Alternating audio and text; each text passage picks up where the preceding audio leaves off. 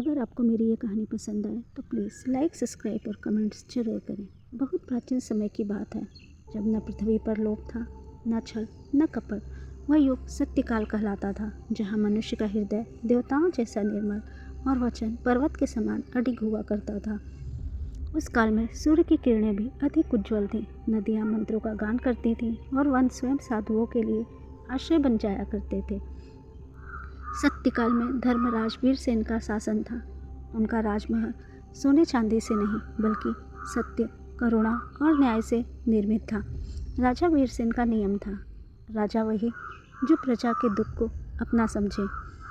उनकी प्रजा सुखी थी क्योंकि वहाँ न्याय बिकता नहीं था और सत्य डरता नहीं था। साधारण नहीं असाधारण उसी राज्य में एक बालक जन्मा, सत्यव्रत। वह न राजकुमार था न ऋषि का पुत्र, बल्कि एक साधारण किसान का बेटा। परंतु उसकी आंखों में ऐसा तेज था मानो स्वयं सत्य ने आकार ले लिया हो। बाल्यकाल से ही सत्यव्रत कभी झूठ नहीं बोलता था। भूखा रह सकता था पर असत्य का कौर स्वीकार नहीं करता था। एक दिन राज्य में भयंकर अकाल पड़ा। अन्न समाप्त होने लगा। लोभी मंत्री ने राजा को परामर्श दिया, प्रजा से 2 गुना कर वसूल करें, पर राजा वीरसेन मौन रहे। उसी समय सत्यव्रत दरबार में आया और बोला, राजन, भूखी प्रजा से कर लेना धर्म नहीं, राजा का धर्म तो त्याग है। दरबार सन्न रह गया। एक किसान का पुत्र राजा को धर्म समझा रहा था।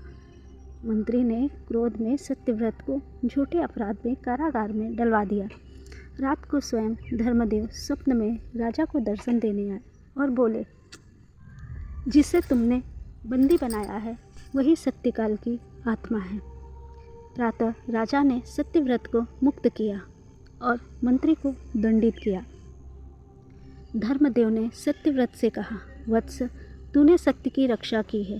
तेरा शरीर नश्वर रहेगा पर तेरी कथा अमर रहेगी।